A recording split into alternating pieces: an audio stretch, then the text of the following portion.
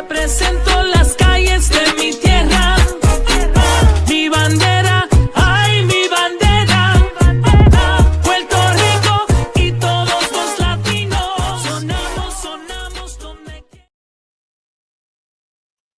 What's up, everybody? Welcome to the Sports Jedi Network. We are Latinos with wrestling voices. We are to this beautiful Thursday afternoon. We're going to break down All Elite Wrestling's Dynamite Blood and Guts. So we got a lot of question there. I asked this question: did Blood and Guts go a little too far, or nothing new, or nothing to explain? But we got, first and foremost, I want to be my partner, the one and only PGH Chris, who's joining us. Good afternoon, Chris. How are you, man? I'm good, man. I'm good. Yeah, we had Blood and Guts yesterday.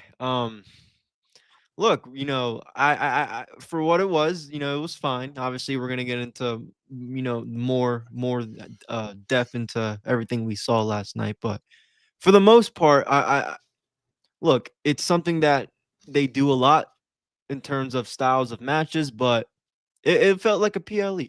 It felt like a pay-per-view in the beginning, with that beginning shot, the lights, the production. Now the building, I don't know. They do a good job of, making the building seem like it's full. So it looked fine overall. So we'll get into everything else with you guys. I'm excited.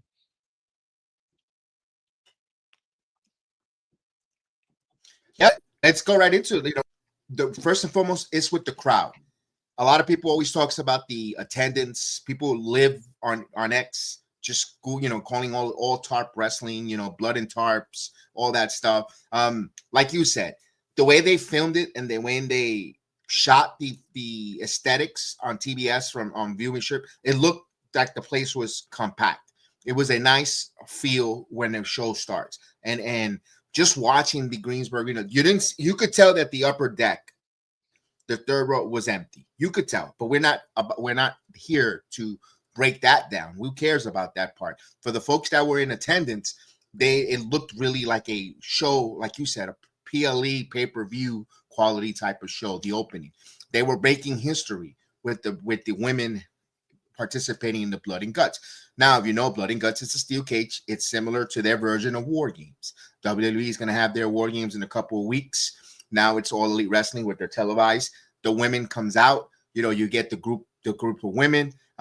Let's go. Your thoughts with the women first and foremost. Their right call from having them opening the Blood and Guts, the whole Dynamite. No question. It was the perfect decision for them to open up the show. You can't have two of these matches back to back. You got 2.5 hours to fill. You have a singles match in there. So I liked it. Because like I said, when we were doing sound check backstage, they did a great job of having Justin Roberts go out there, having him announce, they got the cages down with the lights. Like, it looked really cool. And I think the women, we're going to get into some negatives, of course, but positives, it's like, I thought they had the better Blood and Guts match of the night. I thought all these women, they solidified them being tough. Whether you like them or what, because there are a couple of women in this match that I don't care for, that I don't really see them going far. But, to participate in a match like this and take a lot of the stupid bumps that they did, everyone, even Mercedes, they did something here. And I thought it was better. Now let's get into a couple things, key parts. One, I like the way that they started the match with Willow and Sky, but Sky, and I get it, it looked cool with her bleeding and shit, but you did that 8 minutes into the show.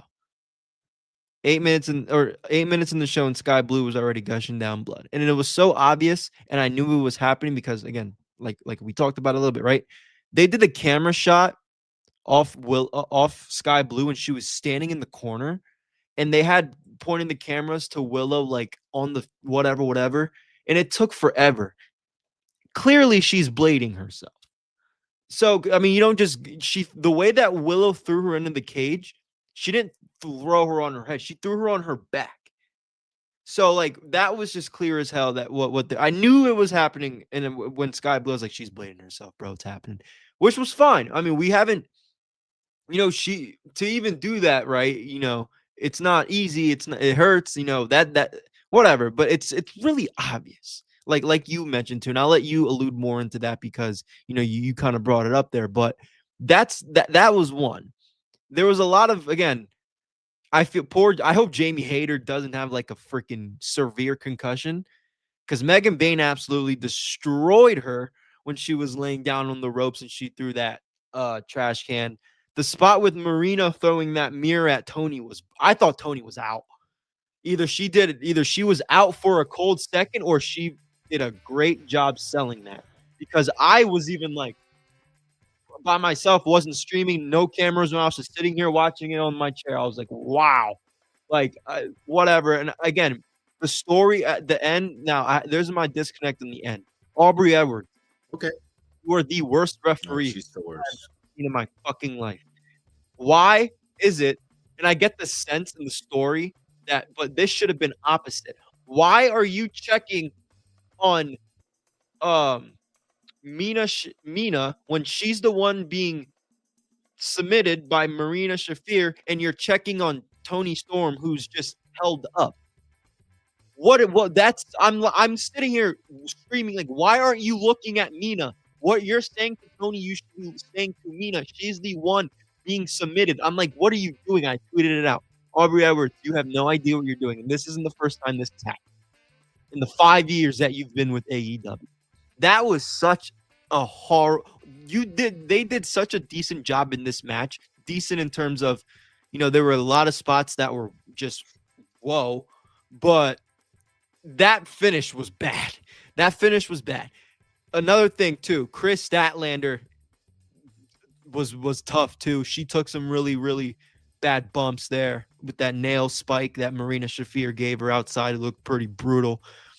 I had more, and I don't know if it's because they were women. And what I mean by that is this is the first time they're doing it.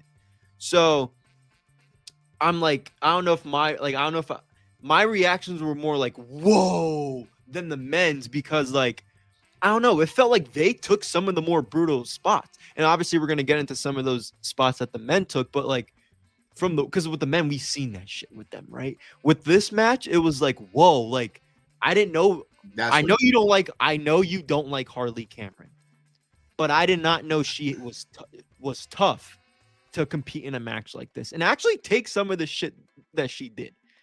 So like again, all these women, I thought they had their spots, they had their shine. The puppet is so fucking stupid, but the crowd marked out when that puppet came out. Whatever. I was there for the gimmick match. I wasn't there for whatever storyline. So overall, look, they gave these women the shine. I had a problem with Tony and Mercedes playing a role in this. I understand because Statlander's in the match and her and Stat are having the match at Full Gear. And I'll be honest, I'm gonna say something good about Mercedes. She did not, besides her bringing everybody a fucking championship belt, which was stupid. I actually didn't think she took the shine away from everybody. Besides her absolutely destroying Jamie Hayter in that belt, I mean, obviously she's gonna have her spots, right? Because she's implicating a story towards their pay-per-view. But honestly, she didn't outshine anybody. I thought Sky Blue had, more of a shine. I thought Megan Bain had more of a shine. I thought Chris Statlander, for her being the champion, had more of a shine. Marine, so that I liked that. She kind of did what she was supposed to do with Stat because that's her opponent going into Full Gear. She's kind of on the team just to be on the team, but her main focus was Stat. So that was, what? I take back what I said. That was fine with her being in the match. Cool. I'm willing to admit when I'm wrong. So it's one of those things too, where again, some story was implicated into this match, right? They had the stories in Collision, which I didn't really watch, but I saw some of the clips. They did, tournaments to do the advantages. So, they build up for this. And I didn't think the women's match was bad. So I'll let you go because I liked it. I thought the women's match, the women's Blood and Guts was really good. Here's the thing, where for us to see them with the Crimson mask from Sky Blue, seeing all the different spots, When it comes to the women, we're not desensitized. When it comes to the men, you see that each and every week. That's the issue that I have with All Elite Wrestling. They tend to go to pockets. He likes to put his hands all the times in the pockets. They like to bring thumbtacks. They like to bring all the pounders. You know, I'm surprised they didn't bring a fish tank, you know, for the men's. But for the women, they're doing it as something fresh, new, different. Although they've done those, but they got to be careful though, because they tend to use it as a crutch with the barbecue brawl and all that stuff, where, you know, they want to be a little hardcore-ish, but it was different because it was 6-on-6. It wasn't your traditional 5-on-5. This is, I hate, you know, some people were a little bit eyebrow raised, like, why did they need a 6-on-6? And I was one of them, and they had it, got down it, they made it work. You know, like you said, the only thing I have a negativity on, when Mercedes brought all those titles into the ring, it felt like props. And that's not good for all those 12, 13 titles that she has. That meant they were props, and that she just shitted on all those promotions by bringing them and implementing them as weapons. That, to me, when you capture a title, it's something sacred.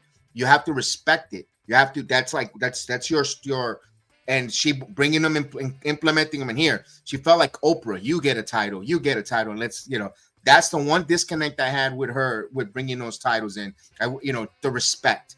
You know, respeta those organizations that you went and they gave you those titles. That's all I have to say with that one with Mercedes being implemented in the match when they took that.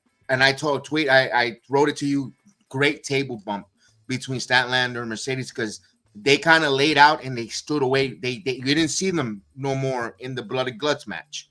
That was a spot where, like you said, didn't outshine the women. I thought Julia Hart going into that little space once they locked the cage in and getting the key, that was different. Who the hell knew she was gonna fit through that there, you know? And she got that. That was a nice different something different that you're not gonna see, not even in the men's.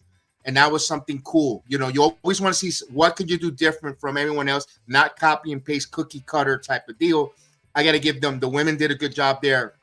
All in all, I thought Megan Bain face to face with Statlander, that was something cool. Like, oh shit, that was a nice moment there. The ladies knew when to breed stuff. The one thing about Sky Blue, like you said, a little too early to get that Crimson mask. Maybe you would have had another heel, and they could go with Willow. Willow could do something, then go and do that, but not Willow, you know, warm up the crowd while she's blading herself. It was super uber obvious. That's not, I'm not going to say it's on Sky Blues. That's on the producers. That's on the producers, the agents, to have that conversation of when and then you're going to do this. And it seemed right there, we got a lot of producers that are just getting paychecks to do nothing, to be Tony Khan cheerleaders. Yes, boys. And that's a problem. Because if we're here on a podcast seeing, and we're not supposed to be trained eyes, we never taken a bump before, according to Bully Ray, but we could see those kind of issues. Imagine the pros that are watching this stuff. That's all I got to say about that. I thought the ladies kicked ass there. Like you said, the puppet with Harley Cameron. They all did a good job. Great job there. The ending. I like the fact that it was Toni Storm giving up for her friend Mina, because they're trying to win tag team titles in the tournament. But you pointed out something that was super phenomenal. The referee, Audrey, she should be asking Mina if she's going to give up, not Toni, because Toni's not being put into submission. They're just holding her back to watch. Now, they would have had, I believe, I don't know if Per Turner was the other referee, if he would have been in the ring as well, looking at Toni or vice versa, then I could see that where, but like you said, taken away from the punishment and the actual sleeper or rear naked choke that Mina Sophia was placing on Mina Shirakawa, that's the little bit of a disconnect. I didn't mind the way they got there because she's protecting her partner. They have a mission, a goal is to capture those inaugural tag team titles. So they implemented stories. For those who says they don't do story in AEW, they kind of did right there. And they they put it there. It might not be to your cup of coffee or your liking, but it was a story why she gave up to protect her friend. Bravo, the ladies did a great job there in that steel cage match for their inaugural first one. I said, you know what, set the tone, go for it. I thought it was really good. Some could say the match of the night. In my opinion, that's the match of the night. I think from there on out, the show went a little downhill. And you know what? That's been AEW's moniker when it comes to ratings. They start off strong. They start off with the four pillars: Kutapali, Wallowitz, Sheldon, and Leonard, and then they go right into. Then they start declining. So it's the typical AEW, Chris. But let's go right into the. Did they do the Ricky Steamboat? I'm trying to forget that. They that was did. Terrible. The Ricky Steamboat. So they did. Before you get into Ricky Steamboat, they did something backstage with Luchasaurus, Jack Perry, Josh Alexander, the Young Bucks, and Don Callis. And basically next week on AEW, they have a choice. Do they join the Don Callis family? And then now that's when they did the Ricky Steamboat stuff. Let me ask you this. I missed that whole thing.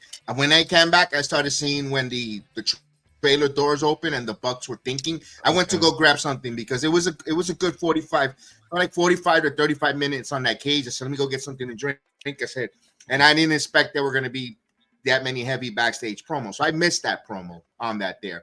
Now, if you're telling me that and they attacked, I didn't know they attacked Jurassic Express, the Don Callis family, because they were busy throughout the night in the backstage area. Let me ask this here. Where do you see the Bucks going? Do the Bucks join the conglomerate of a bunch of people in that Don Callis family, or do we get a reunion with Mierda? They're staying heel then. That's a tough one. I wouldn't like them to. They have so many people, but at the same time, it's like they're not all buddy with Don. So I don't know. That's kind of one that they got me, kind of. I'll check out. For the first time in a long time, they got me something where it's like, I might check out next week to see if, what they say. But real quick before we move on, one thing about the women's match, their commercial placements, bro. Yeah. Spot on. 15 minutes, commercial. 15 minutes, commercial. 15 minutes, commercial. And they gave you the picture-in-picture the entire time. I loved it. I wish they would have done that at NBC when they were doing Saturday Night's Main Event. Maybe the people wouldn't be complaining about that, but the CW, but that's a whole different network, a whole different ball of wax. Good, spot on that. Commercial placement keeps you invested. It kept you, because I like you said, like I just told you, I missed that Jurassic Express because I was so invested in watching the women's blood and guts match, and even the commercial. I said, let me go get to know. I was trying to stay with it because I didn't want to miss anything because it was really good. Good point, because now it ties in for me why I missed that promo there. But when I get back, I see Ricky the Dragon Steamboat. Me enjoy Ricky the Dragon Steamboat. I watched it. I consider one of the best WrestleMania matches of him and Macho Man Randy Savage at WrestleMania 3. I say that's the best match of that card. Everyone says Hogan and Andre. Yes, for the moment, but the best pure wrestling was Macho Man and Ricky Steamboat. Me watching as a kid, I loved watching that match. One of my favorite matches growing up. See Ricky Steamboat, it was a nostalgic act that I was like, oh, it was great to see. Ric Flair was in attendance. He was there, but when they told him he only had 3 minutes, he says, I wasn't going to work for me, brother. So he said 3 minutes was too short, so he Tegan knocked the whole segment. I just kid, but he was there, though. He was there, but I don't know, for some reason, he wasn't feeling well. He got the bubble guts. Someone had to tell him it's blood and guts. No, I have the bubble guts. So I don't know. He had a prime drink, I heard, when he was there. But I saw Ricky Steamboat come out, Chris, and I was like, okay, let's see what Ricky Steamboat going through memory lane, Greensboro Coliseum, all that stuff. FTR comes out. Stokely Hathaway mentions the Macho Man. He hasn't seen him on TikTok for years. I'm like, all right. And it was as bad as those jokes that I did earlier. I was catching the Stokely Hathaway spirit with it. And FTR, they just continue to tell you why they're reviving. They are revival garbage on the microphone. They're great wrestlers, but they stink with that mic, bro. They stink. They are horrible. I love I was Stokely. like, can we end this? And I know you need to stretch. Mm-hmm. No, yeah, and I love Stokely, but it's like he didn't help. He didn't help him, and he's supposed to help him. As soon as FTR came out, I knew this segment was going to go in the shit. As soon as FTR came out, I knew this was going to go in the shit. They're not good on the mic, like you said. I mean, I didn't like it. I didn't like it. And then they're no, not for me. And then I was like, hurry up, Brodito and Brody King, whatever, Brody. Hurry up. I mean, I wanted them to come on there so fast, like the ice all over the immigrants. Just show up and get them out of there. My goodness, it was. We finally get it. we finally get them out there. They get gone. It's over. We go, but here's the one: the 4 count anywhere match. Now, this one here, a lot of people had a lot of issues with it. I was a little cringe on the match. Didn't bother me. But what happened in the match kind of got me worried. I've said this time and time again, and again, I am not. I'm going to say this note: I am not the AEW fan. That is not my cup of coffee. But I wanted to watch this, Chris. This is Chris's more. I've been watching this for years, for 5 years, off and on, and I've always said it, and I've said it. This is my opinion, not my style of wrestling, not my cup of coffee. But I reviewed it because me and Chris watched it. I've said this many years ago, and it's on. And I before when we used to do when I had Weston, aka Heel, and the other guys that used to do AEW reviews on Wednesday nights on my channel. I've said it then, and I'll say it now. I always said Hangman Page was always a dangerous worker. His move, the way he could put when he did that back body drop on the outside of Haas, and Haas has a history of injury, and he popped up quickly. I was like, he ain't popping up to no cell. He got hurt at his tailbone. He took that impact roughly there. But let me ask you, the match, I thought it was for Last Man Standing, I thought it was decent. It was really good. Hey, Chester's in the building. It was fine, but like, do we really need this match on a match that we have 2 blood and guts? A false count anywhere? Where they're outside of the ring and doing all this, that could be a question. I mean, because you could play it to the theme of the night with it being blood and guts. I didn't think this needed to really take place. It's kind of especially right before Samoa Joe is gonna go against Hangman at Full Gear. It kind of makes no sense to me, but the match was fine. I thought the ending, besides those brutal spots, I thought the ending was cool. Them going to the crowd and Hangman like throwing, because Hobbs is a big dude, and Hangman, he's not a big dude, so that is a realistic finish. So that's fine. If you want to do the theme blood and guts, if you want to go all out for the night, even though we get it every freaking week, that's fine. I'm not going to complain about it, but it didn't need to happen, especially because Hangman has a title match, like I said, in a couple weeks. They could have filled it in with, I don't know. They had a promo, like a segment already planned out with Steamboat, so I don't know what match they could have done, but I don't know. It was fine for what we got. I'm not going to complain too much. Listen, as long as we didn't get Ricochet in that spot, I'm fine. Listen, look, the story is that they're sending Powerhouse Hobbs to soften and loosen up the world champion. I personally, I would have loved that kind of finish. That would happen on Tuesday night in the Last Man Standing, coming off the balcony and knocking out the big Trick Williams.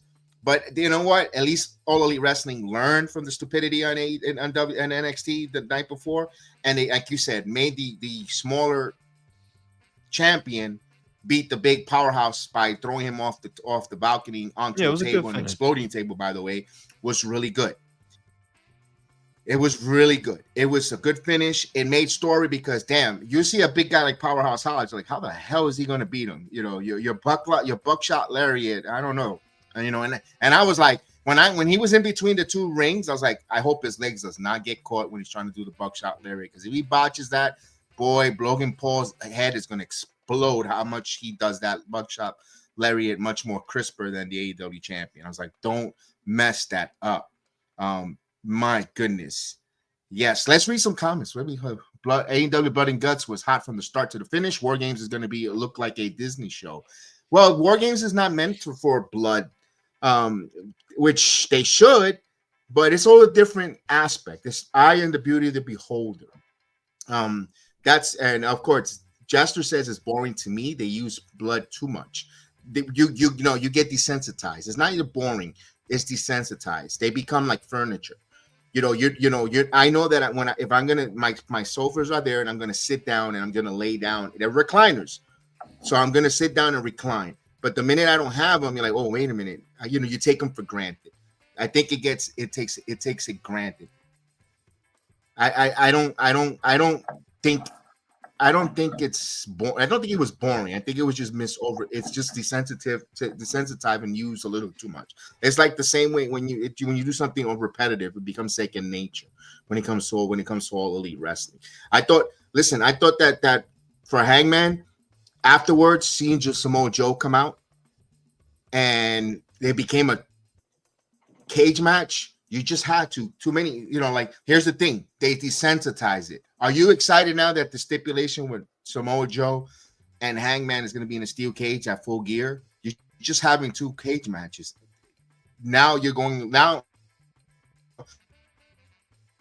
they get too excessive. I don't know if you agree or you're it's a cage.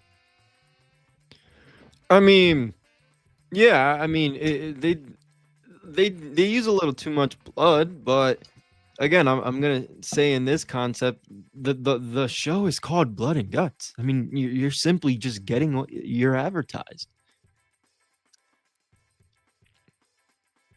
That's what it is. I know they do it every week, but it's Blood and Guts. So they, it's kind of that simple to me.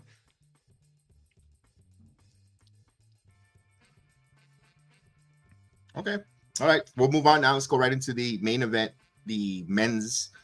And I like the fact that it was 3 matches. They didn't overdo it. They didn't overextend it. They went right with that.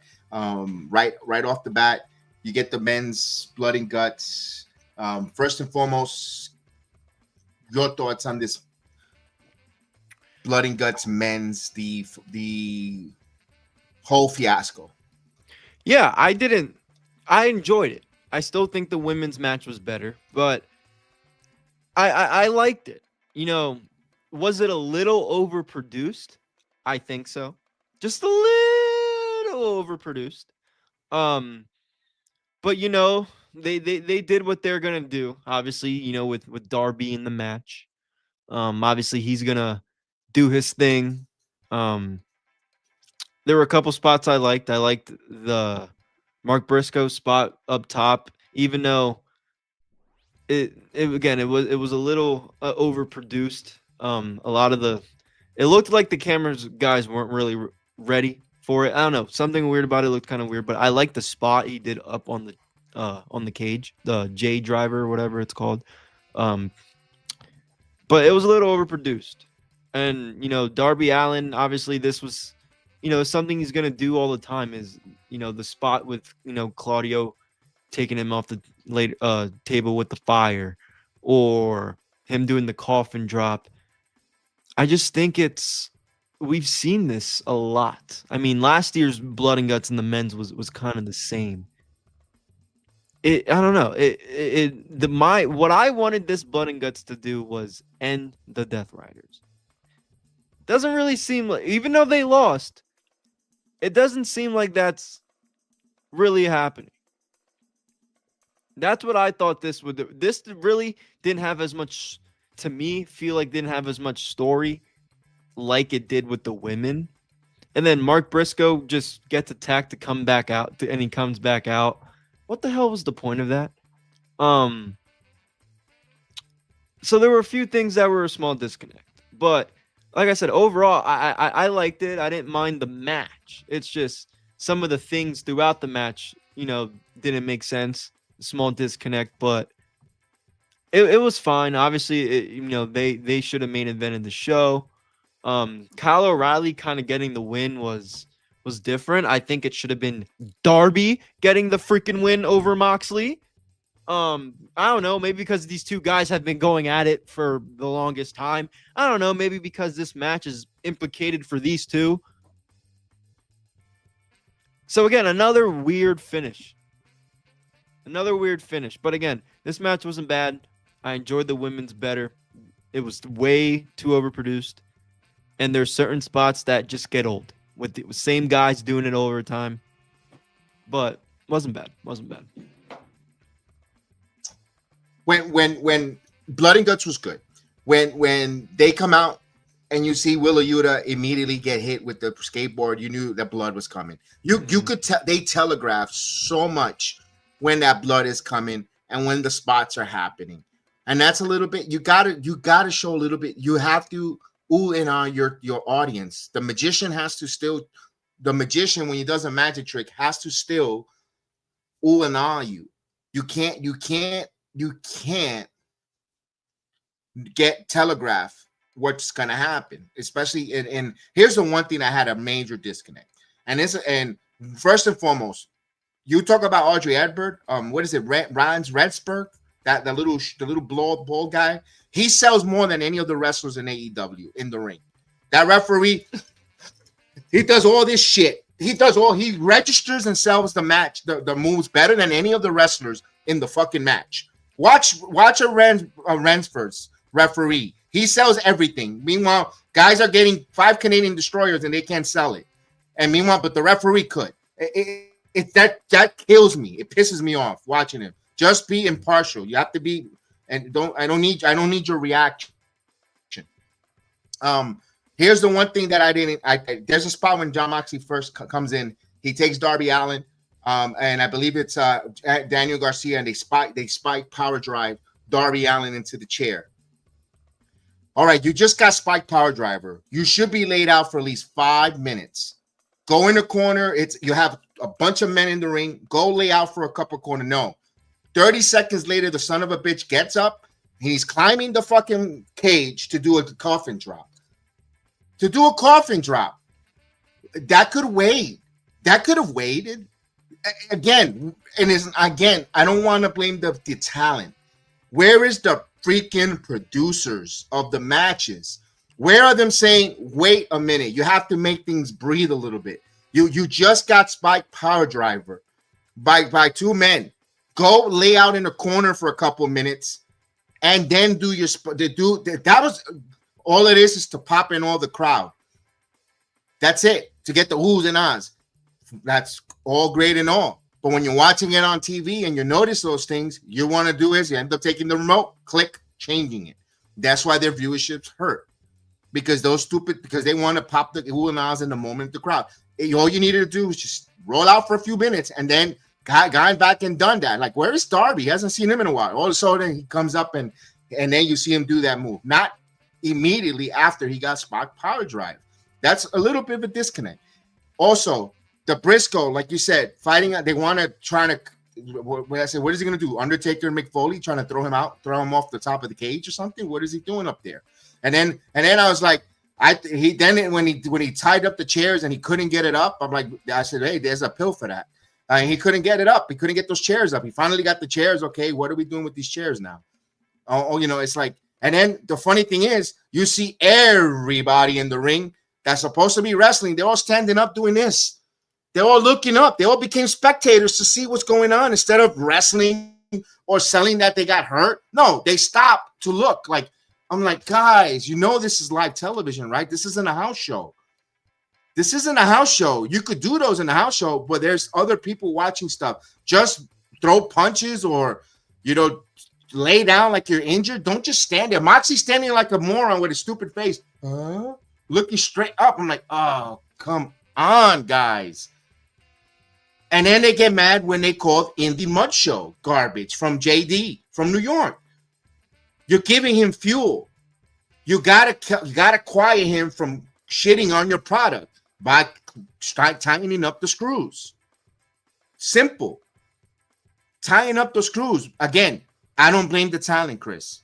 I blame the agents, the backstage producers. They should be having these conversations with the talent and showing these video footages. This is why you have to do this. This is why, this and that.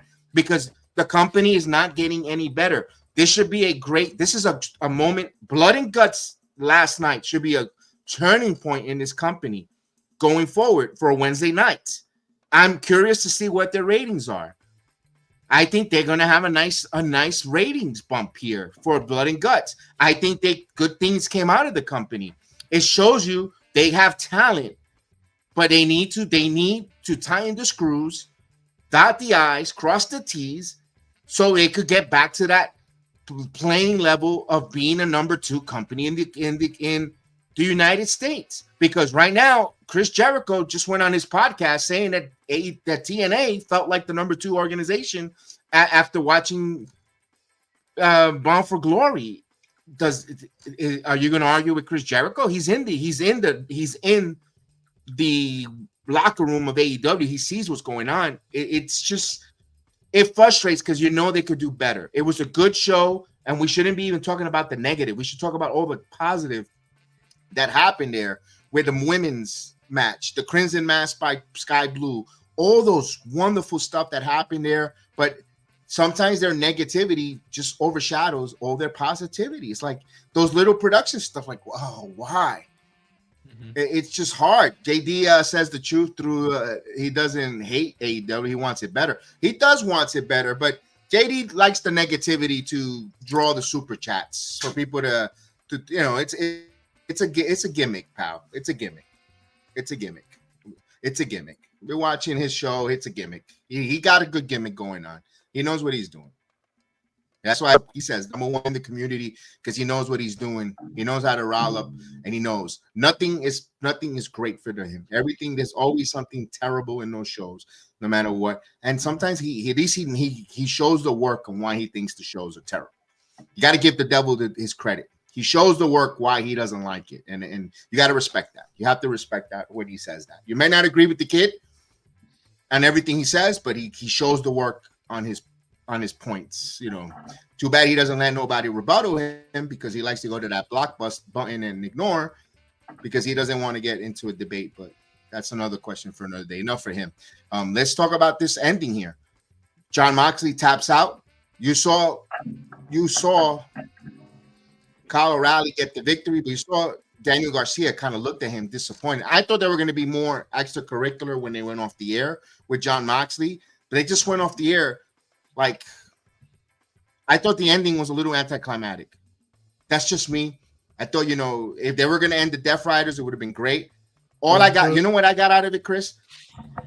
Moxley and Darby are done, but because the Gabe Kidd comes out of nowhere, and now the new mission for Darby is Gabe Kidd.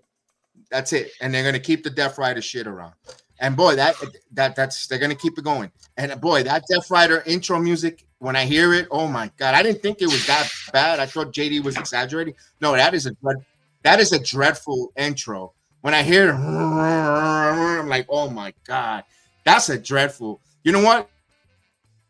I long for those days of Wild Thing to come back. I was getting to that song, Wild Thing, but man, that Death Riders intro, holy moly, that's terrible. Ugh. And my goodness. And what happened to Pac? Where did he stopped taking his career? He stopped taking his creatine? Holy moly. Yeah, man. Like I said, the ending was a strong disconnect. Should have been Darby instead of Kyle O'Reilly. But overall, wasn't bad. I agree with everything you said. And we'll see if they can kind of keep this momentum going into the next couple of weeks. MJF might return at Full Gear. So hopefully they can have another 1 to 2 good Dynamites before Full Gear, and see what happens. See what happens. End of the year. Hopefully 2026 gets things changed around. Hopefully tonight was the start, but wasn't a bad show overall. Yeah, go ahead. Can I make a statement about that? Like, it happens with WWE as well. There's our question that a wrestler for in order the show to be great. If they don't show up on that show to return, the show stinks. I've noticed that trend when it comes to these reactionary podcasters or want to break down shows. Like, if I gave you Roman came back. Oh, it was just the greatest show ever because Roman came back. Oh, MJF, when is he gonna come back? I think they and a lot of the wrestling podcasters, reviewers, they use this term a lot that I can't stand. Lazy booking. To me, that's lazy takes, because you want to say the show was great because you had a wrestler come back out of nowhere or returning. Ilya Dragunov. When Dragunov came back, that was the greatest fucking show that SmackDown's ever produced because he had a returning Ilya Dragunov. Or whenever the wrestling, when I'm watching, when people watch this, if they get a new wrestler come back that night, it's that show was phenomenal. I think the wrestling fans are conditioned, and they want that euphoria high every show, and you don't get it every show. That's that night. And look, we might have maybe NXT for us was terrible. We didn't like it. Maybe if there was a returning superstar coming out of nowhere like Obafemi, it didn't hit for us. We just because Obafemi came back, we didn't say it was great. We thought the show still sucked. We gave it, but I don't know. Christopher Leclerc says the woman stole the show. We totally agree with you. But again, this is if you're giving this this was a 6.5, 7. I'm gonna give it 7.5 stars for me out of 10. And I'm not the AEW fan. But it was very good 2.5 hours. I was entertained. It intrigued me to want to watch it, and it kept me captivated to watch the show through the whole ending. That's a good job for All Elite Wrestling for a casual viewer to want to watch. Now you said, Chris, follow it up. Give me some follow-ups. Give me some more follow-ups there. No, not assuming that they can't. They got to stop assuming that people are going to tune in on Saturday nights to watch Collision. You got to stop that. You got to make sure you got to. I wish they could kind of dummy it down and make you want to. You have to watch Wednesdays as well and go forward. I don't know, but here's the one thing I'm going to say, Chris. I don't think they did anything that makes me want to tune into next Wednesday with all these shows. Like what came out of this with all men and women that says I got to watch Wednesdays? Because they didn't mention, because Mercedes and Statlander were laid out. They have a big match coming up for the pay-per-view. Other than Samoa Joe and Hangman was the only thing that made you want to come back to watch, but that's for the pay-per-view. So what did they do to make you want to watch next Wednesday? Because if they would have left Moxley alone and and left it there, it made you speculate, but they didn't. They just that's the only thing I got that I wish they would have done better. No, I agree. They could have. If them breaking up the damn Death Riders would have made me want to watch more next week, because now maybe we hear from some of them, or like you said, they all leave and Moxley's in the ring, and it's like, oh shit, like are they gonna leave? But yeah, I agree. No, I agree. They didn't do anything to make me want to watch next week. Kind of building for Full Gear, instead of next week. But we'll see. We'll see next week. Next week is kind of the last 2 weeks to do that. There's no gimmick matches, no special editions of Dynamite, and that's kind of my last thing. It's like when they do these special edition shows of Dynamite, they don't do a good job of progressing storyline or adding storyline. They kind of just do what that show's themed for and call it. They got to stop doing that shit. It's okay to do that, but make it make sense and implicate it into your shows for next week. That's the one thing they don't do very well. And I'm hoping they didn't do it last night, but I'm hoping they can follow up in the terms of maybe use from, like, if the participants in the men's blood and guts, even the women's blood and guts, right? Like with Stat, the tag team, it's like, even with especially the women's in the tag team, because again, that's women's War Games match did a good job of telling story.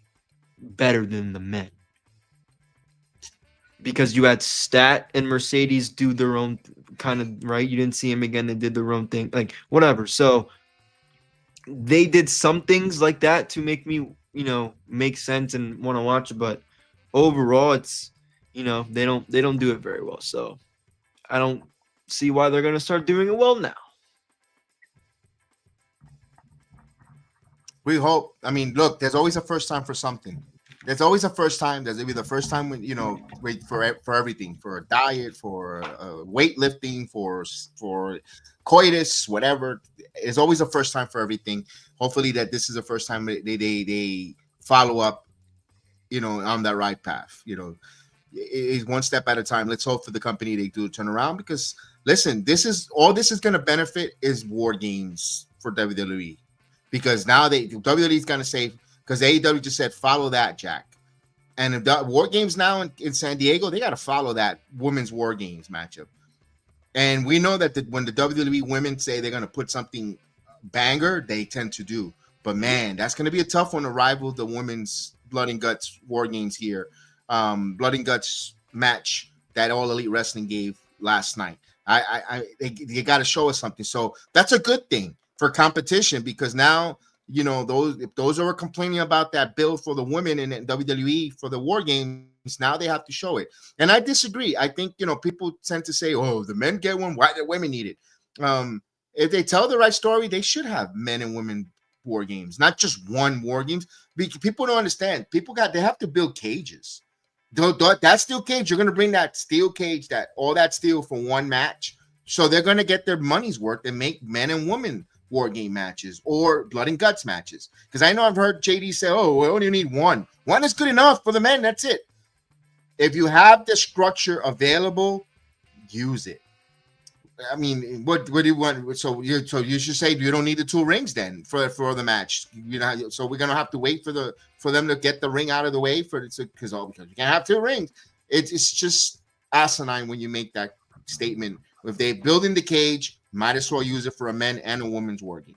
That's the way I see it. I mean, that's the way I go. I like the way that goes. Again, this wasn't a bad show. This was entertaining. It's actually, believe it or not, it's actually worthy to watch a second time again. It's actually that good. You really want to watch. It wouldn't hurt to watch a second time.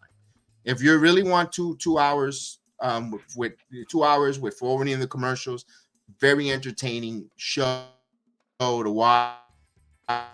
And again, I am not the AEW fan. My cup of coffee, give it credit is due. Bully Wrestling, Dynamite, Blood and Guts, good show. Good job there for all the talents. They, of course, like everything in life, you're always looking to get better, to elevate yourself to another level of excellence. And that's what Dynamite needs to do. Just take it and go to another level, build and go to another level of excellence. And then you're going to have a great show. Good job there, ladies and gentlemen, for All Elite Wrestling for a Wednesday night, especially with the NBA and NHL going. They were managed. Again, I would love to see the ratings, but you know what? They haven't came out yet. More people talk positivity and say it was a good show, worthy to watch. All right. If more people talk positivity to it, people are going to start watching and getting into it again. If you're a sicko, you're going to feel a little bit prideful that you set the tone here in November with all these War Game type matches. You set the tone, and now they have to follow it. You know what? It's up to now it's up to the other company to try to raise that bar. We'll see how that goes. Guys, we want to thank you guys. I want to ask you guys to join us tonight at TNA Wrestling, The Impact Zone. We'll be live here on YouTube. You're going to be able to see us and hear a little bit of it. If you want to watch it, you come over to our Playback app. Playback TV, no cost, just like YouTube. You hit the video description is going to be in a video. You go, you hang out in the chat. You can see the wrestling from Full Sail, Orlando, Florida, my home city. I didn't go. Financially couldn't afford the tickets. I couldn't go. I would have loved to be there all weekend. I couldn't, for the whole week. And I watched along with you guys here on TV. They're about 3 miles away from my house at Full Sail. Would have loved to be there again, but Turning Point, we're gonna have a dual watch along on Friday night where you're able to watch Turning Point and you're able to hear SmackDown. So it's gonna be a different one, a real good treat. So on YouTube, but you will also watch it with us on the Playback. So join us there, like, subscribe. Give us some feedback. Let us know, if you disagree. All in all, did AEW go too far or nothing new? I think it felt like it was something. I felt it didn't go far negative. It went far enough to captivate a casual fan to want to watch that show again. That's the way I got out of it. That's my take. And on Sports Jedi, I don't know how Chris feels, but would Chris say your final things before we get out? Because we got to come back in a couple hours. Yeah, I look. It's nothing new. They didn't go far. This is something, this is what AEW is known for. I like the shows overall. Both matches were fine. Both matches had their ups and downs. Shout out to the women. They did really well. They didn't keep this show long. They focused on the blood and guts matches. And I thought this is the best show they've done on Dynamite in a long time. So, yeah. Hopefully, it seems like a lot of you guys like the AEW stuff. So, maybe we'll see you guys soon. All right, guys. We'll be back on later on tonight, 7:45. We'll hit the live button and we'll be back for TNA, man. We can't wait. So let's go. Have a good rest of your afternoon. Don't forget to like, share, subscribe. Represento